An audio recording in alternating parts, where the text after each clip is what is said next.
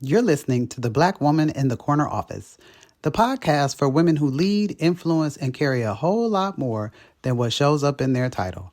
I'm your host, Dr. Ebony Stone, and each week we talk leadership, power, community, and what it really takes to rise without losing yourself. If this conversation resonates, go ahead and subscribe so you never miss an episode.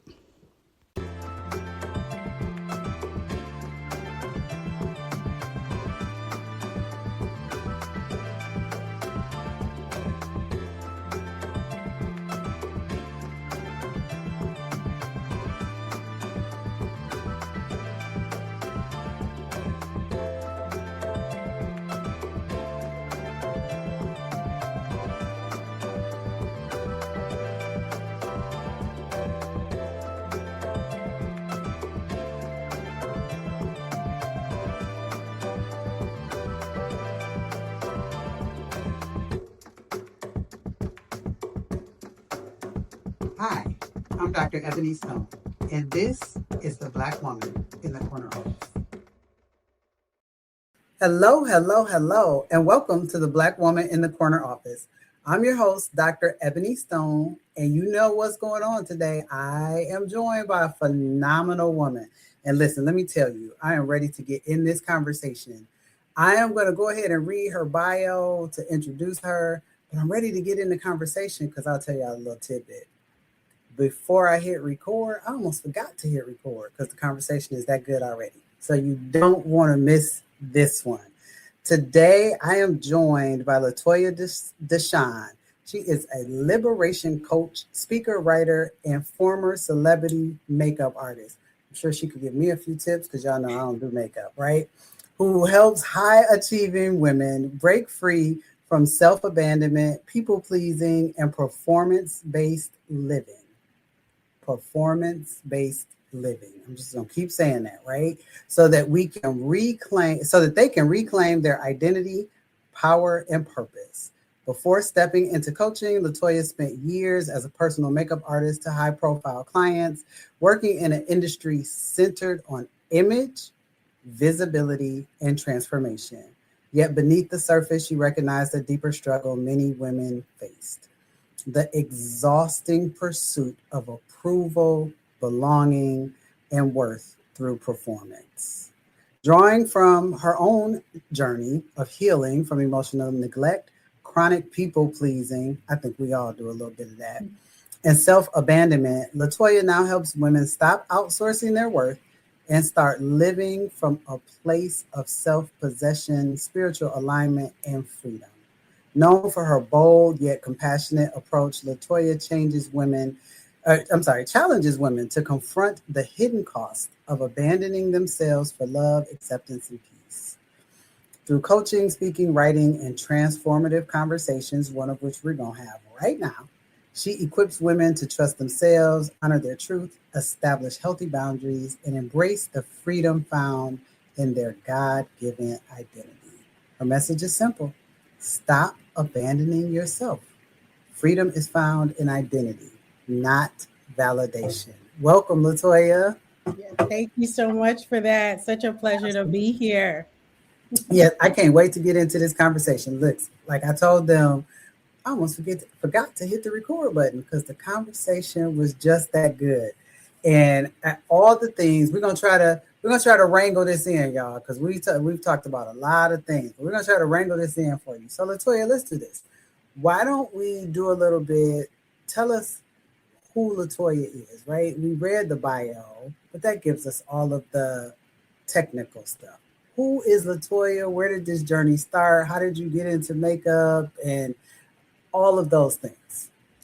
I would say I am your average Black woman, high achiever, hyper vigilant, people pleasing woman, successful woman out here, right? It all started, back in school. I couldn't just be a part of like student council. I had to be the president. I couldn't just do the history fair. I had to place so I can go to the next level, right? Yeah. All of that. And so as I continue to keep on going on, underneath that, I recognized that I wanted to be seen, valued, and heard. Right. Mm-hmm. obviously I wasn't getting that from the people that I wanted it the most from, which were my parents.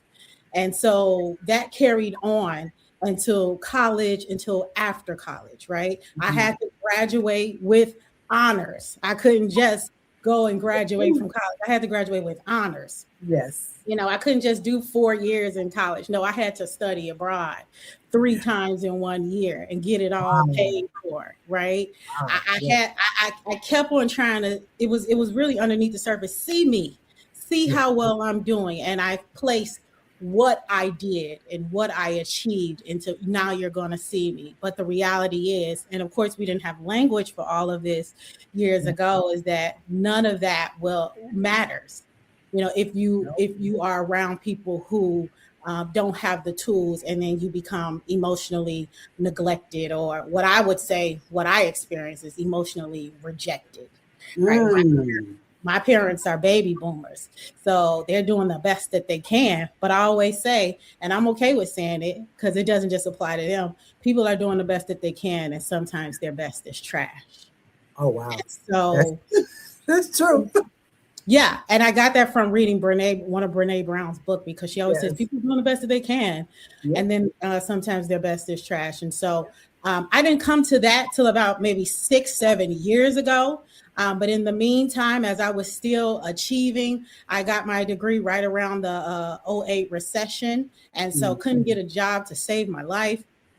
And then I go and pursue my master's degree while I'm also wearing makeup. Everybody know MAC Cosmetics was the place to be back in the Yes. day, getting your $14 eyeshadow, $14 lip gloss. You getting your Ooh Baby, okay, your Listen, chestnut lip liner, I was and gonna say, I don't know.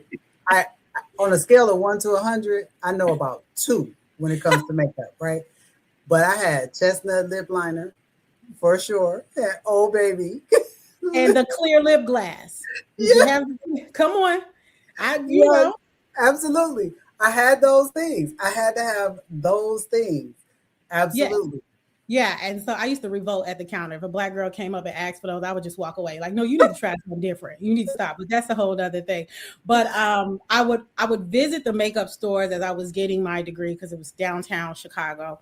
And every time I went, they would always think that I was applying. And I'm like, no, I'm just here shopping. And then one day at one of the locations, a woman by the same name as me, we just kind of bonded. I don't remember everything about it, but she said, I'll help you get a job here. And Mm. so on a random Tuesday, she said, come here, when the store's not busy, and I'll teach you what you need to know to get the interview. Fast forward, I get the interview. This is when MAC Cosmetic officially starts having a hiring manager. Before, you had to do open call night and get selected and all those things, like very So much pro artistry related. I got so many questions. Okay. Yeah. So explain to us what open call night is. 'Cause I don't know what that means. Yeah, so basically you would go to one of the boutique stores, the MAC stores, not just one of the department stores, and Okay. you would kind of like, and again, I didn't do it, but this is what I heard, is that you would basically have to compete to see, like, if your skills were good enough for you to go Oh, to the next step. Right. So okay. it was really centered around being a pro. But thank God I was like, they had a hiring manager when I came. So I hear I you. I hear you. got to the hiring manager, we talked, and then I did make it to the second interview, which I did have to have a model and then do her makeup. And then Okay. I got a job. My first job was with MAC Cosmetics, working in downtown Chicago. And it was Where'd a you go to free. school? Where I you went were to in? school. My bachelor's is at University of Illinois at Okay. Urbana-Champaign, and my master's degree is at Loyola University, Chicago. Gotcha. Okay. Yes. I only asked that question real selfish because I'm shipping my youngest off to Chicago to college in the fall. So I'm like, where did she go to college? Yeah. Which My school? youngest my youngest is going to Columbia College. Okay, yes. I took Yep. a course at Columbia College. Okay. Absolutely love that school. Took a graphic design course. Okay. So yeah, that's good stuff. Okay. You guys are paying a lot of money for that. Luckily he got a lot of scholarships, but yes. Awesome. Yeah, so I pretty much got freelance, and of course I was upset because I'm like, no, I want a permanent position, but it was a blessing in disguise because I was able to go around to different locations and actually Okay. decide the culture that I wanted to be around. And then at one of the stores, I was offered a part-time position there. So That's where I would begin to my makeup career. And again, it was in between a recession, got my master's degree, but couldn't get a job because it was in education. And, they laid everybody off around that time. So the PhD people were taking the master's degrees. And so it was just a whole thing. And I remember a turning point. My friends, we had lunch at a taco place. I forgot the name of it. And they pretty much had an intervention with me. And they said, Toya, we want you to stop looking for jobs in education. We want you to stay in makeup. And I was like, hold on. Like, this is a $40,000 degree. What are we talking about here? And so they just said, you always sound stressed out when you talk about your job in education, but you light up when you start talking about makeup. And so amazing friends. Okay. And then one of my best friends at the time, I went home and told him, I said, guess what these girls said? And I told him, and he said, I agree with them. I said, okay. I even talked to my spirituality teacher and we had a conversation. She just was like, I wonder what you will be if you just focused on the makeup. What? This degree costs too much money. That's why I ain't paid it back yet. So, I know, but we got to figure that out soon. Yeah, absolutely. Well, some changes coming. Yeah. We're going to keep going from there. So anyway, I just really began to do well in that arena. Customer service was really well. I got to hone in my skills and to see what I was good at. Women were lining up to use my services to foundation match them and things like that. And I became a very high seller. So when I couldn't get a job in education, I decided, you know what, I can at least take this job in retail seriously. And so I transitioned from MAC Cosmetics after 4 years and worked with Smashbox Cosmetics as a business manager. And there I broke a record for the highest sales at the counter on the floor. And so this is the second largest Macy's in America. I believe that they still haven't broken that record yet. All right. And so I just felt like I'm going to use this degree and my experience in customer service and retail to really build the life that I want, because I got the master's degree from loving my training that happened in MAC Cosmetics. And so I said, man, I really want to just go up, be a global trainer, travel the world, all this and that. And so I've still been on that journey. But that is what really happened when I made the switch into makeup full time. And then after a few years, I just said to myself, I think that I can do this at a higher level. And so some things happened. End up getting fired from Smashbox, escorted out the building. That's a whole different conversation. And then from there, I said, all right, I think this is my time to make the switch. And I was originally going to move to New York, but then my cousin got married to an actor who has now won 2 Oscars. And so she moved to California. So I had to, decide what I was going to do. I looked at her and I said, can you help me so that I can get to California? And what she said to me, I will never forget. She said, I can't do this for you. And that was a game changer for me, because the reality was I didn't really need her to do it. That wasn't who I was in the first place. And so somehow I went to sleep and I woke up and there was a plan there. And that's how I knew that I was about to start walking in purpose and that I needed to be obedient to that. And so there was 4 things that happened. Oprah was on Watch What Happened Live talking about the power of now. She said, I don't worry about the past. I don't worry about the future. I just worry about now. I don't remember the other 2 things, but the last thing that happened, I said, if I call my dad and ask him if I can move with him for 6 months and not pay him anything, then I know that something's up. And the reason why is because my dad is the cheapest person alive. So I knew that if he said we would do that, sums up, I got to start moving. And so I asked him, and literally his words were, come on. I sold all my stuff that next week. People were calling me, telling me, what's happening? Are you okay? And I'm like, don't worry about it. I got to get up out of here before the end of the month so I don't have to pay next month's rent. Right. And 6 months to the day, I moved to Los Angeles, which was in 2014. And so I have been on what I call the purpose journey since 2014, and it has become clearer and clearer every day. And so you hustle and you bustle in LA like everyone does. It took me about 3 to 4 years before I would get my consistent high profile client. And I was doing really well to the tune of making over $1,000 a day. And I was working practically every day. So it was a lot of money there. And then as I began to have a few clients, and now I'm really making like the money because I didn't just have her as a client, I was acquiring more. It's like I looked and I said, wow, I really achieved my goals. I came here to do exactly what I said I wanted to do, and I did it. You did it. When I did it, I didn't want it anymore. Mm. As soon as I got it, I didn't want it. You know, it is so interesting. There are so many of us right now, Black women, who stories similar in foundation, right? You got to get the good grades, go to the good schools, you do all the things, you chase this life, and then you get there and you're like, I don't think I want this, right? So tell me what happened to make you say, yep, I don't want this. This is not what I want. So I had a situation happen maybe a year or two before where my health had started to decline. I have a chronic condition. And so I had passed out at a club, and that would put me on a journey of getting diagnosed with endometriosis. It took me about 4 surgeries and 5 years to do that.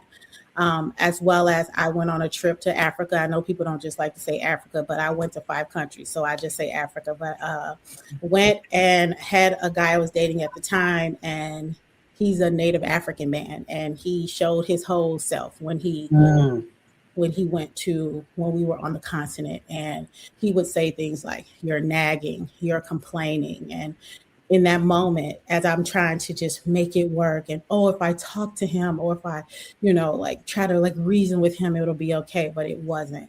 And in that moment, I really saw my mother in myself, and I knew that I really needed to make some big changes. And so when I came back from that trip, I would say I was filled with low self-esteem. I didn't know who I was. Not that I knew in general, but I just was so incredibly broken. I told myself I'm not going to leave my house until I figure it out. And so I spent about a month crying. I would look on YouTube, and it would say, I would look up things like, I'm never going to be married. No one wants me. Like, I'm a loser. I did all of that and put it in the search box because at this point I knew I needed to move through whatever I was going through, right? That I had always been struggling with worthiness, but this time I was going to walk myself through it, as painful as it was. And so about 3 weeks later, I started to get a sign, and there was an article that was that said something like, well, what do you love to do? Or how do you see yourself serving? Or like, how do you like help? And it would be like multiple questions. Like, do you want to serve? Do you want to educate? Things like that. And I don't have the article to this day, and that's okay. But it was the first time I was able to crack a smile in weeks. And so once I started smiling, I said, stay with this, Toya, stay with it. Yes. And so that led me to start building the life that I really wanted, right? Yes. So I just smiled through the whole way through, and that brought me back to life. I started to read books and things like that, and just to get more in purpose. And so as I was on that journey, and then also now I'm becoming successful as a makeup artist, I had to really reckon with the fact that as soon as I achieved that goal, that I did it for validation. Same thing that I was doing when I was in high school and grade school, like, see me, value me, right? Know that I'm worthy because look what I've done. Yes. But I will tell you that my first big check, I remember getting a check for $27,000.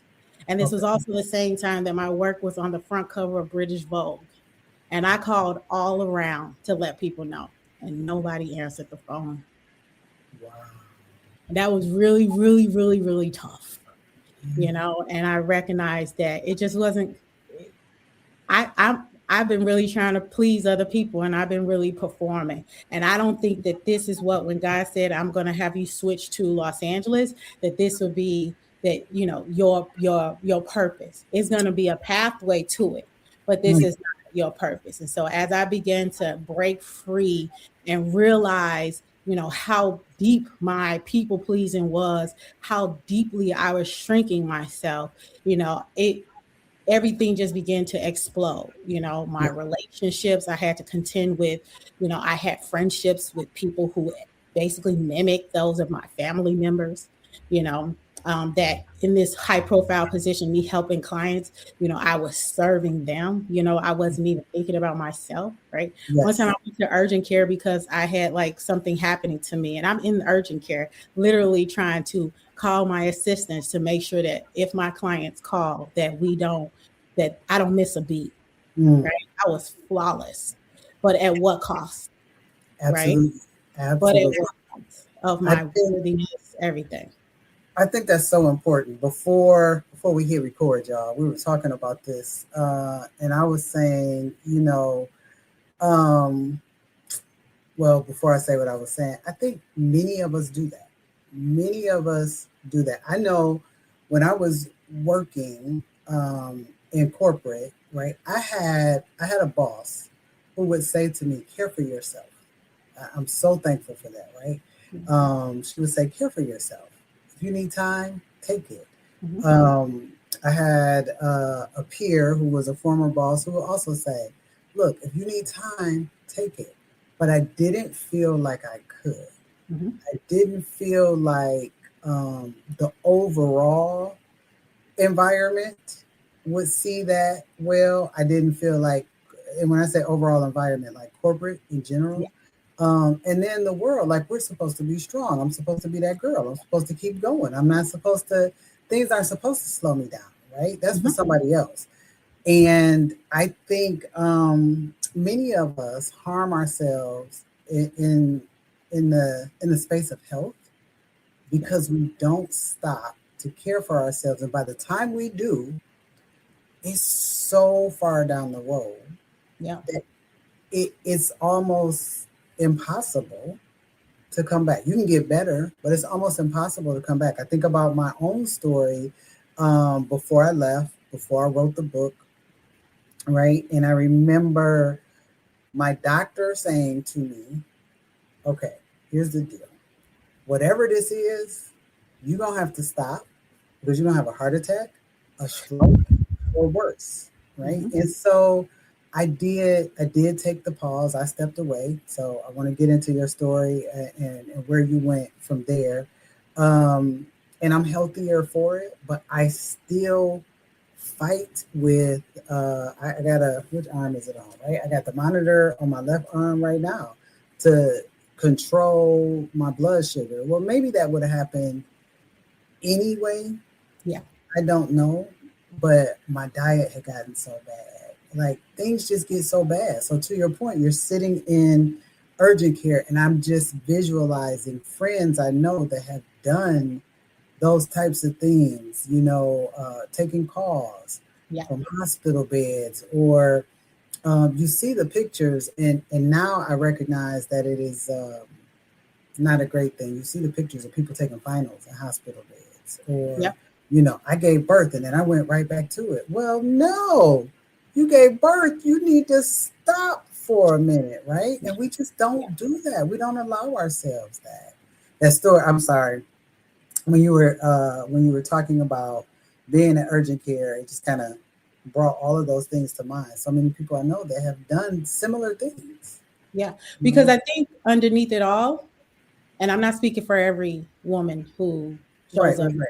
like us, but will I still matter if Correct. I honor myself? Right? Yes, Would yes, I still matter if now I'm not centering you and meeting yes, your expectations? Right? And we override that, and we override what our bodies is telling us because we equate our achievements with yeah, our worthiness. yes. Will I still matter if I don't have the title? Yeah. Well, yeah. You Yeah. know? Am I expendable? Will they find someone else Yes, if yes, I don't show up? yes, yes. You And I, know? I think what we need to learn is, and I've learned this in the last couple of years, if I don't show up, will they find somebody else? They Hmm. absolutely will. But here's what Yep. I know they won't find. They won't find another me. Can't nobody do it like me. Can't Yeah. nobody be me like me. So they'll find somebody else, but I will find purpose and I'll go there, right? I'll go where I'm supposed to be. Yeah. And truly, we shouldn't even worry about that. Mm-hmm. Right? They'll do whatever they do. And Mm-hmm. I'm going to do Mm-hmm. what I need to do for me. And I know that when Exactly. I'm in alignment, right? Because that's what this is really all about, and that's why we struggle. Is because we're attached to things that we're not aligned to. Yes. Yep. And so if we're not in alignment, of course you'll think, well, if I go, then they will, leave me, but we don't think that. No, if something happens to Toya, we're going to stop the whole show. And sometimes you have instances of that, right? I remember I was on another front cover magazine, and they messed up sending their email correspondence, right? But I was supposed to be somewhere that I didn't show up to because the email was confusing. And I'm literally like trying to hurry up, get an assistant to go, okay, go do this. The client is there. Oh my God, this is not good. And I remember a colleague was like, slow down. Yeah. They messed up. Yeah. I'm like, it don't matter. I got to do it. I got to be there because this is the front cover. It costs money. This is a lot of money. After I calmed down, they came back and they said, we did do the email. The email correspondence was confusing. So you know what? We are going to shut this portion down today, and we're going to do it tomorrow. Never, ever did I think that they would do that. Yes. But the way in which I was worried about it and how would that look on me? Forget me saying, no, it's actually their mistake. I was worried about, I didn't show up. Yeah. These people are going to think that I'm like this. And I'll never get called again. Yep. We take on all of the not problems. We take accountability for ourselves and everything around us. When really, it's not on us to do that. It's not on us to do that. So you mentioned being So I want to get into freedom being in your identity, especially coming from the space where you are in this space of makeup, where often identities are changed and transformed. Well, your identity isn't, but what you put forward could be changed and transformed, and people are looking for validation, I'm sure, oftentimes in the spaces where you've worked. I can only imagine in that industry, people are constantly looking for validation. How did you discover what true identity is?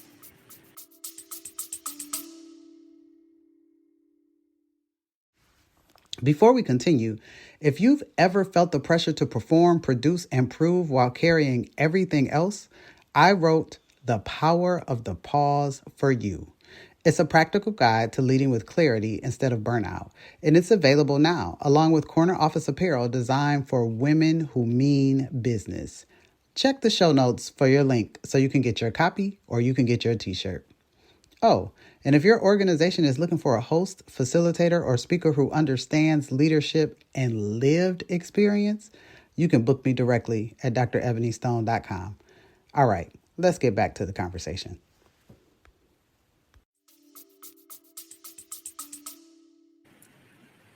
For me, it all goes back to my spiritual, my spiritual growth, right? Spirituality means how you make meaning of the world, right? And so that's why that is such a foundational piece in you being grounded and deeply rooted in who you are.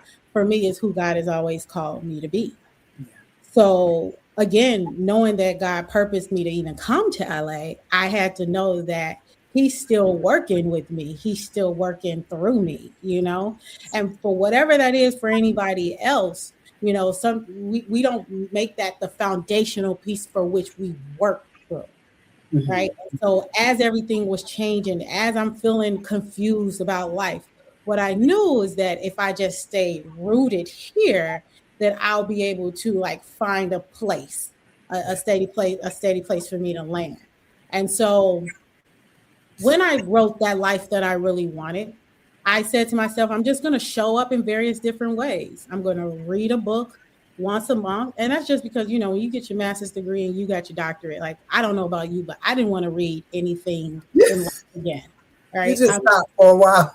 Tired. I don't want to read nothing. again. And so I took a long break. Yep. And so I just said, let me commit to reading one book a month. And I also saw a statistic that said if you read 7 books a year, you're more likely to be a millionaire. So I said I can commit to that. Yeah. And then and then I also said that I'm going to watch sermons. So yes, I go to church. I'm a church goer. I love it. I grew up in church. I don't got a lot of church trauma, so I'm good. Yeah. So I go to church, but let me watch one more sermon a week. Okay. So I did that. And also the undertone of doing that as well, that prepares you to be like a public speaker.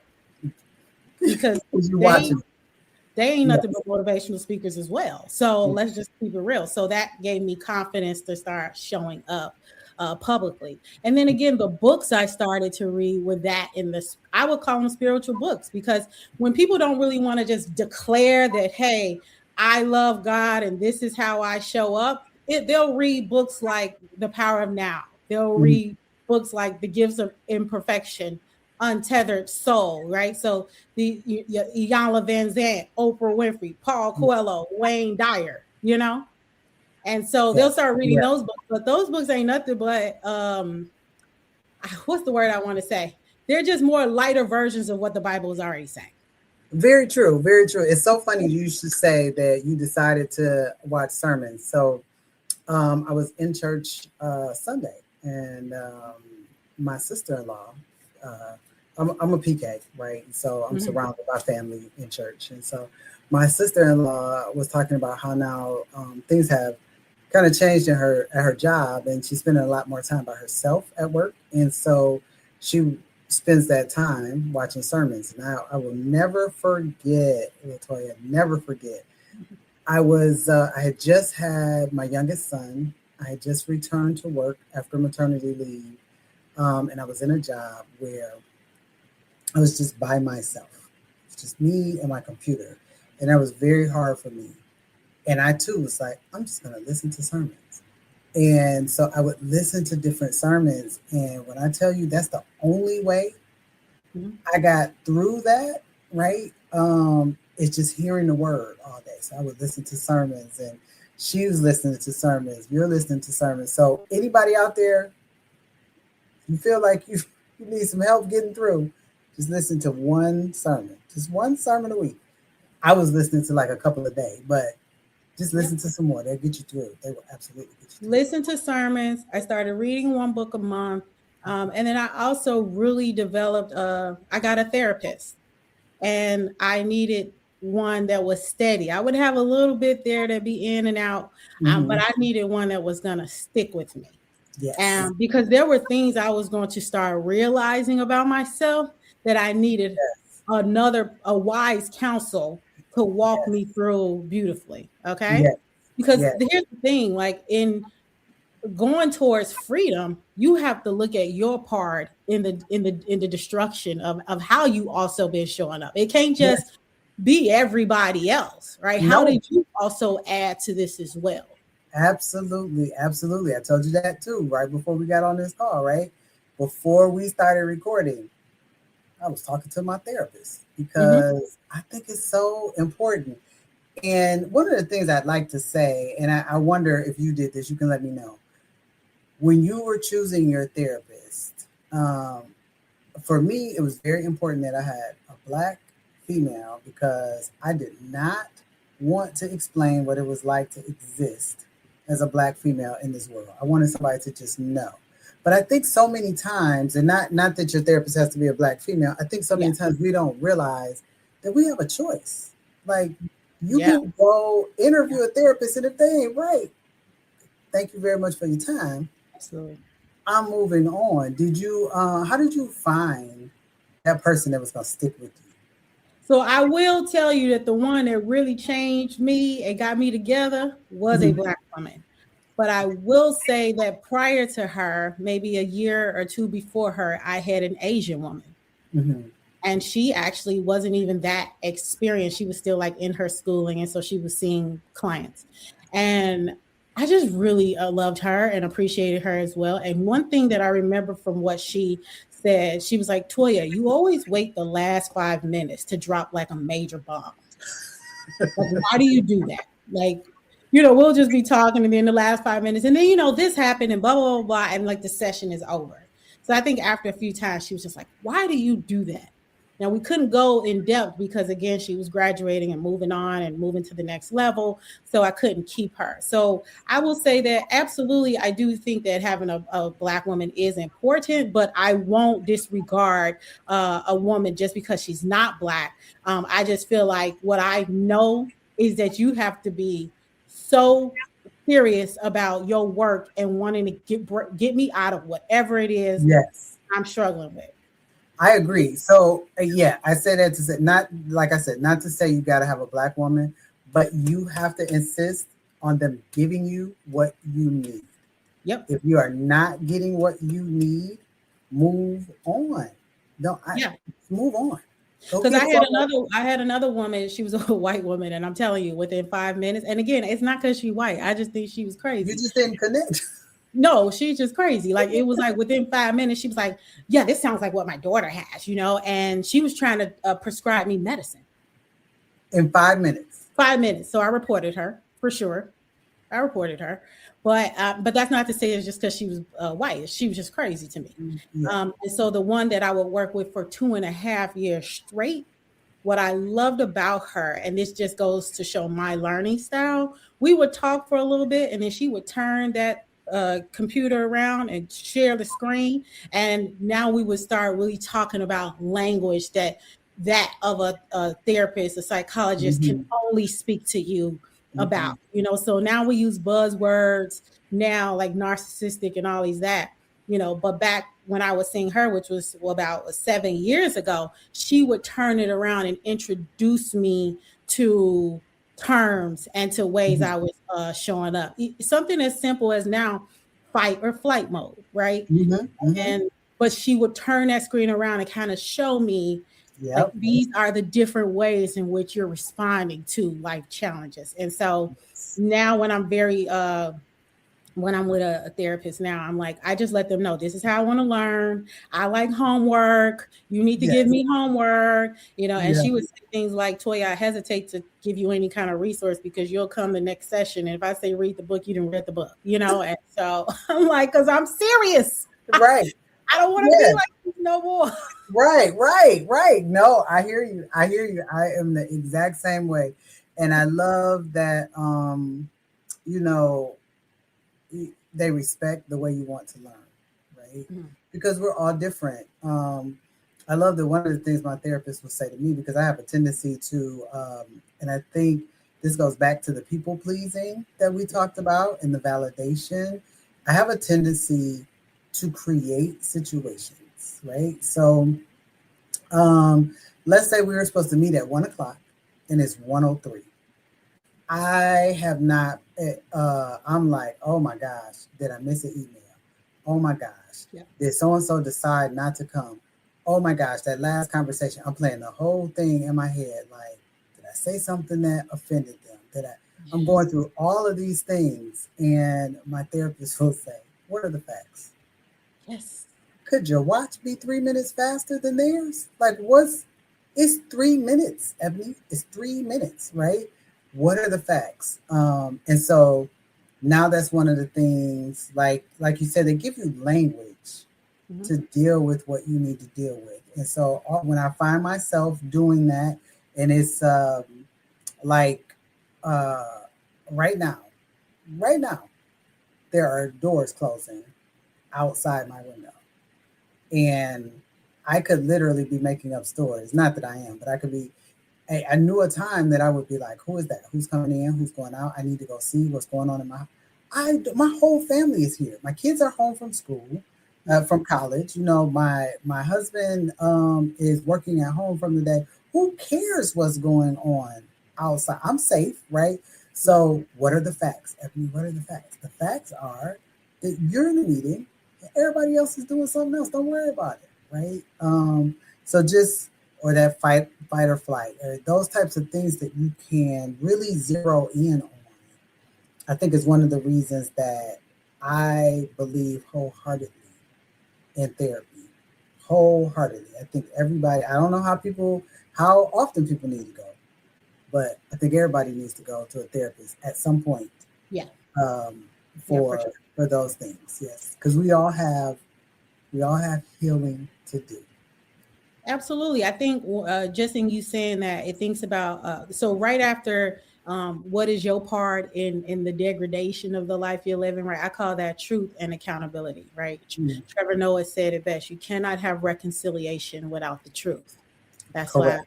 why America is in the place that it's in right now. Yes. They still don't want to tell the truth about this country.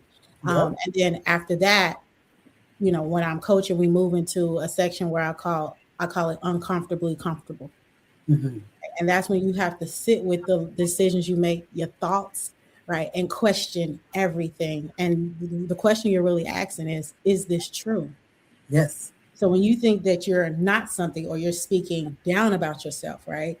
Or, whatever you're weighing out, you need to stop and say, is that true? Yes. And that's uncomfortable because we're so tied to how we've been showing up. And yes. So to see it differently, to be challenged to see it differently, right? Yeah. It's so hard for people because they have to let go what is attached to their identity. Yeah. Right. And so, but you got to practice that muscle. Is that true? Is that true? Am I just saying this? Is that true? If I do this, will this happen? Is that true?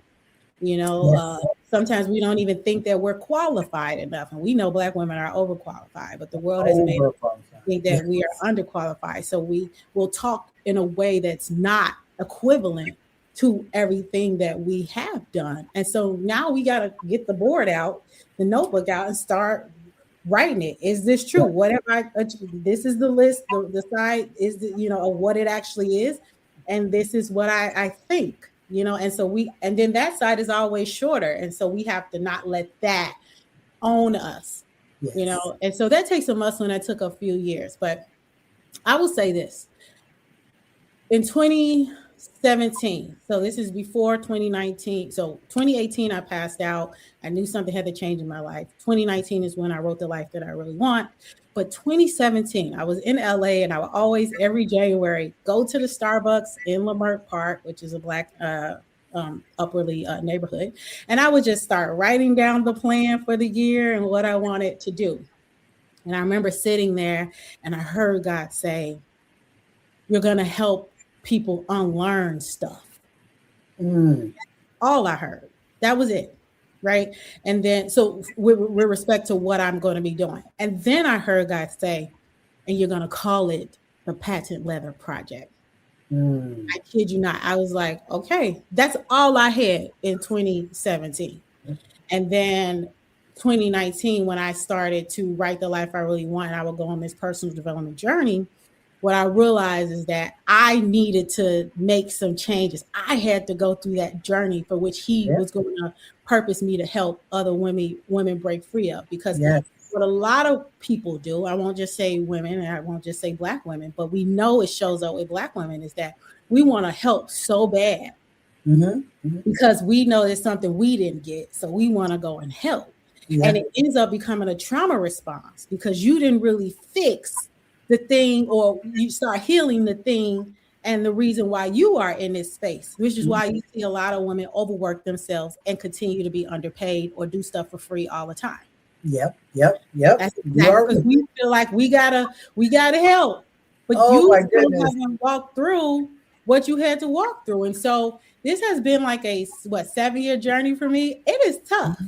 I tell people I know it's my purpose because I never ever would have chose to walk down this road. If it was me, I'm cool with continuing to build that makeup career, exhaust myself, look at me, I done did it, and go from there. But this journey is a lot.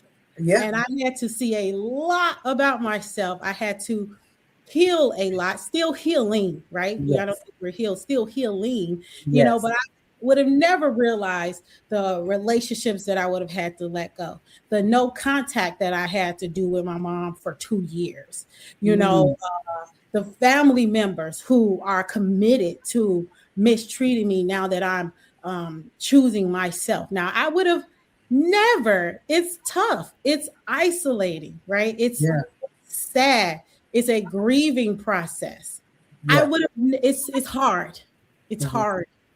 It is. And so, um, I always say when people ask me, well, how do you feel about all of this in the work? And I say, I'm in awe of God and how much he loves me. That he said, and I don't even want to start. There's no tissue around because there was no way I was going to be start crying. But I said, I'm in awe that he said, I'm not going to leave you. Mhm. You're not going to get, I know the work you want to do, but you're not about to get left. I ain't Yes. about to do it. And I'm just in awe. Absolutely. Absolutely. Listen, you were talking about choosing you in the relationships that have to sometimes have to go, right? And I remember maybe, let me see, it's 2026, probably about 4 years ago. Yeah, maybe about 4 years ago or so, 4 or 5 years ago. I had a friendship shatter, right? And I kept asking myself, what did I do? What happened? Because all I tried to do was be the best friend that I could be. That's all I wanted to do. And eventually, as you unpack some things, you start to learn your habits and things that you contributed to that, and understanding why the relationship had to sever and that type of thing. But I think what's important is that you recognize before you do it again. So just recently, I was like, nope, pull back, because you are doing the exact same thing you did here.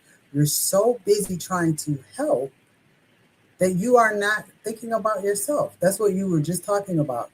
Like, you had these relationships where you're so busy trying to help that you're not choosing you. Not in a selfish way, but just in a, like, I got to care for me. I got to fill my cup to be able to pour into yours, right? I got to Yep. be able to choose me. And so I just had that conversation actually last week. And my husband said to me, thank God for him. He said to me, okay, slow down for a minute, because I was getting upset. He was like, why did you do that in the first place? What were you looking for? And I was like, damn, you're right. I did that.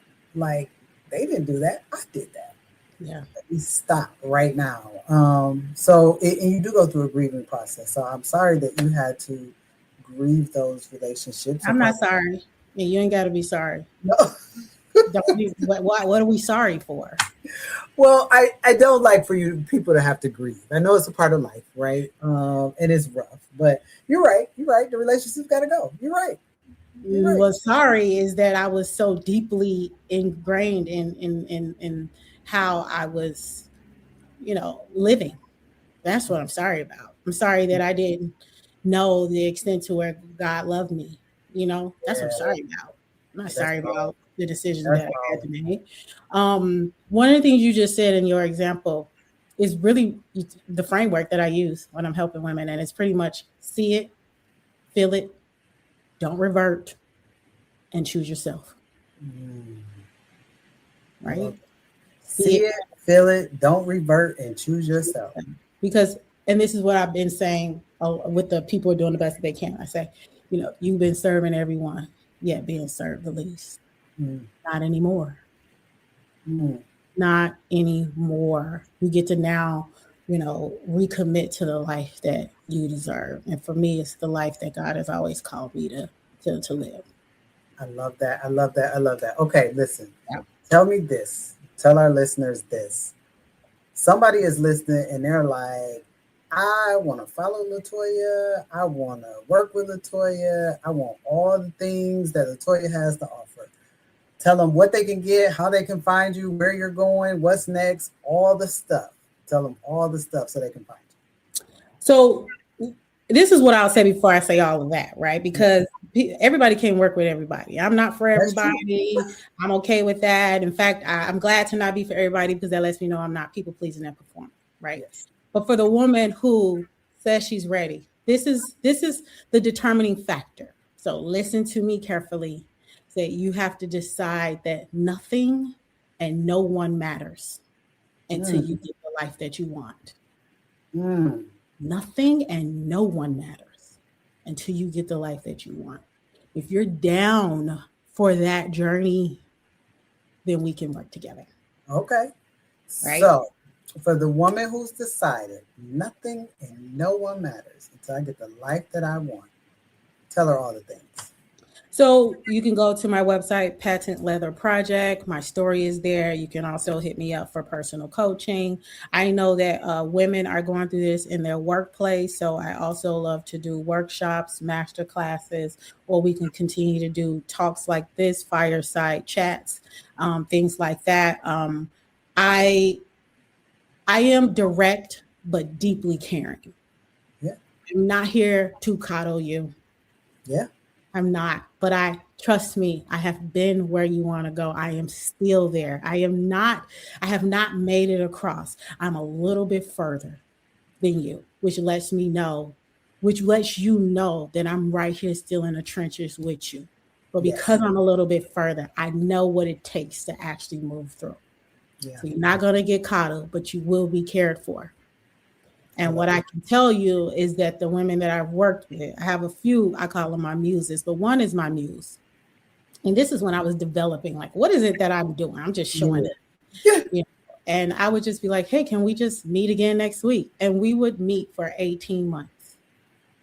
And her whole life is different right now. Everything about it, nothing is the same. And she says to me, not all the time, but she likes to say it. She reminds me, she said, you changed my life. Now that's a big thing for me, right? Because it ain't just me, it's God. Like he did that, you know, and she's like, right. I get you, but you changed my life. You allow God to use you as the vessel. That's what it is. And that's how I know that this is the work that he wants me to do. But it's for a certain kind of woman though. It's not for everybody. I am not for everybody. Come on. Right? Because that woman who I help, she also the same person. If I give her a resource, she's gonna read the book too. She's gonna show up.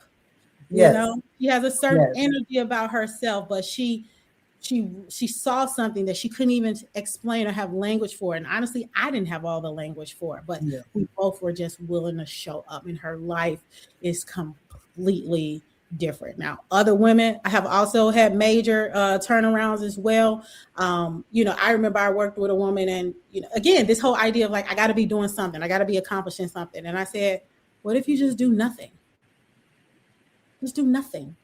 You know, and watch what will actually happen. She came back like a month later. She was like, Toya, it's crazy. She said, I did nothing and I got better gigs. She said, I did nothing and I was able to take a vacation. She said, I did nothing and my money, you know, like I wasn't worrying about my finances.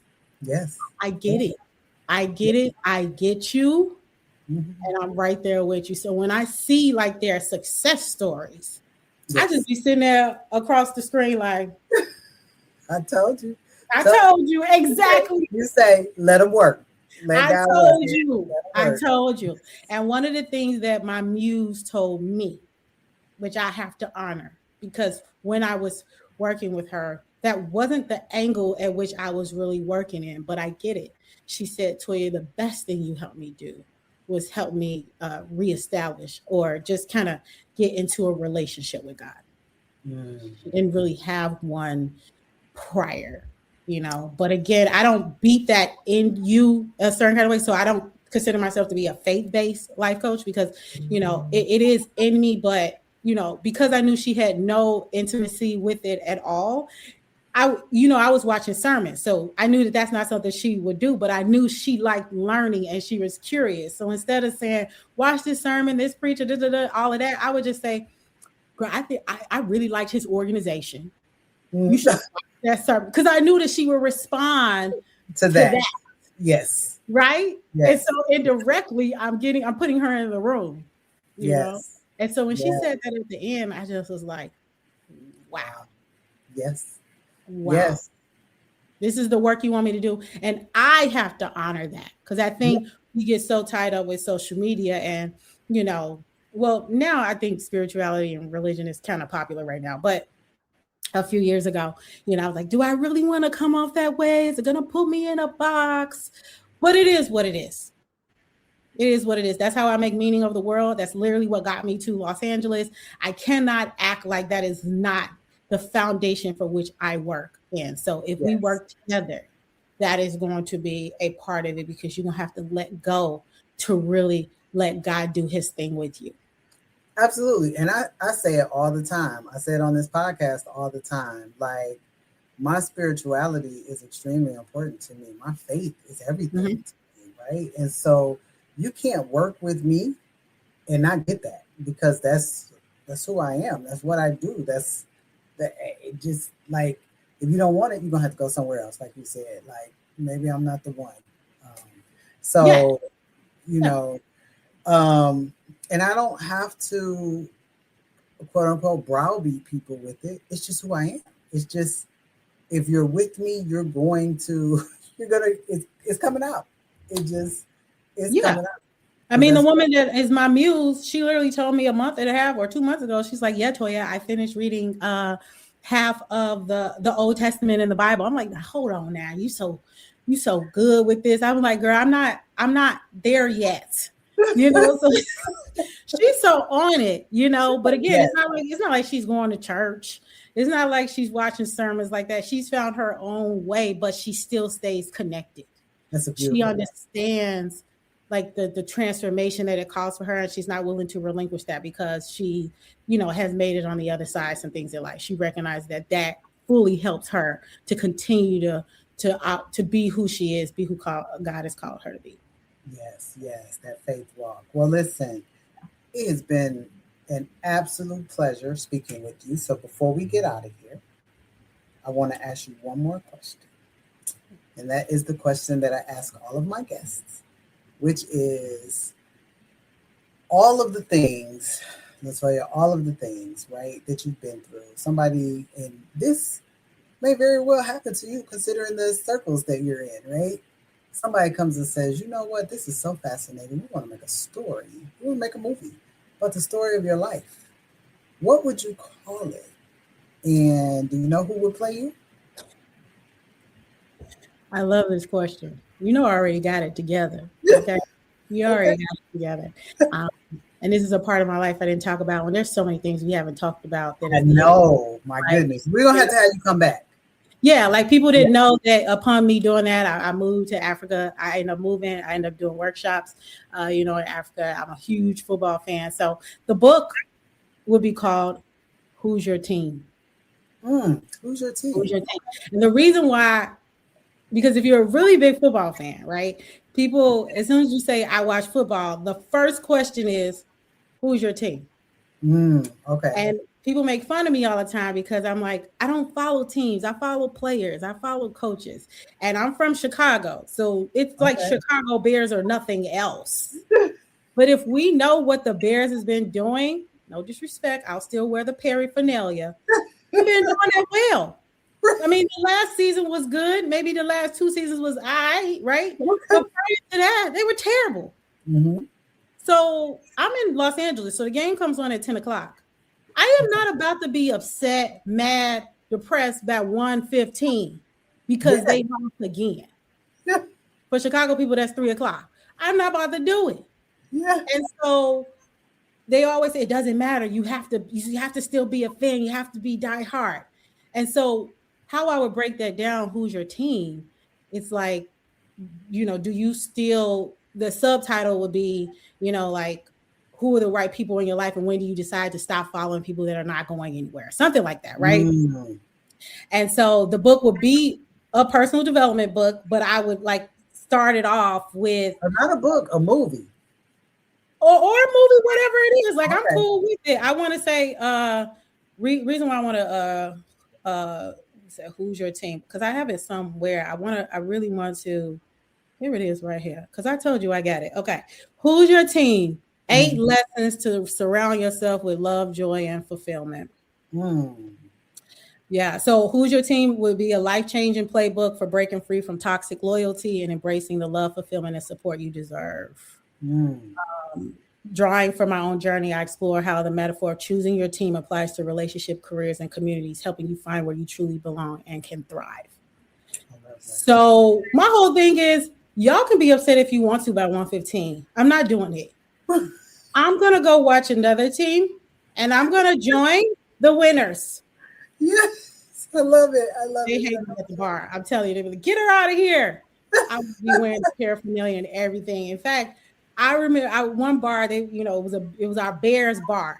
But because Okay. the one of the host people, they really liked me, they would have one TV that would be another game. And what's bad about it, the other team was the Green Bay Packers. So get her out of here.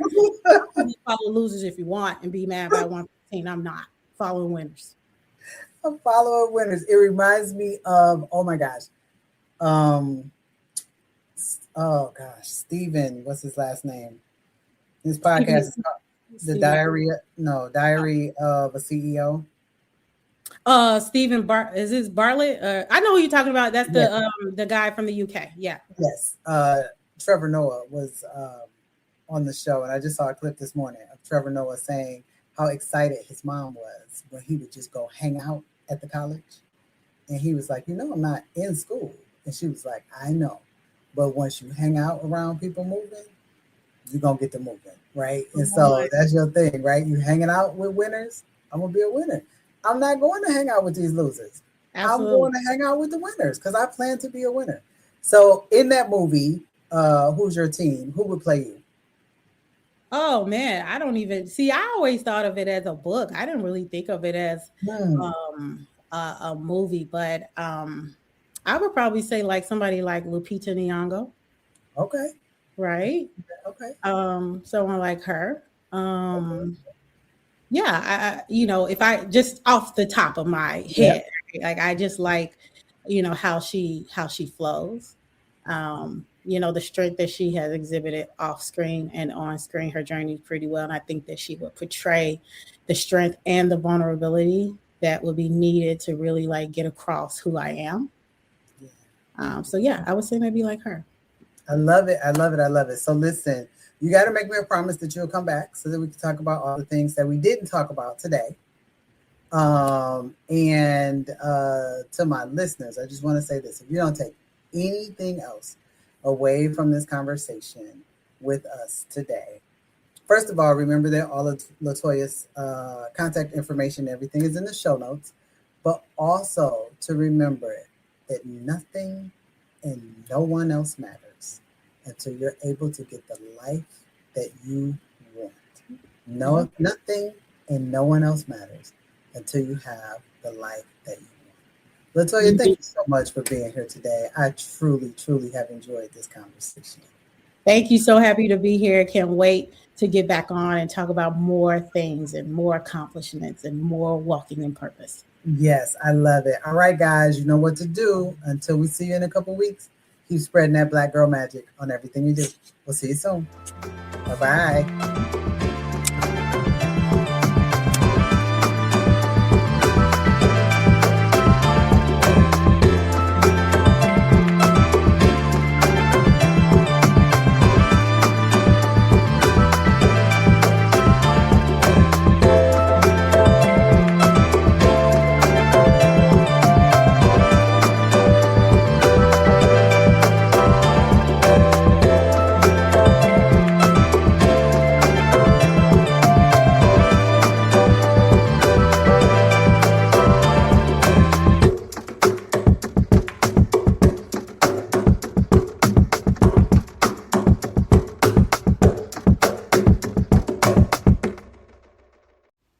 Thank you for spending time with me today. If this episode spoke to you, share it with another Black woman who needs this reminder. And don't forget to subscribe. You'll find links to my book, apparel, and speaking information in the show notes. Until next time, lead with intention and give yourself permission to pause. And you know what else? Keep spreading that Black girl magic on everything you do.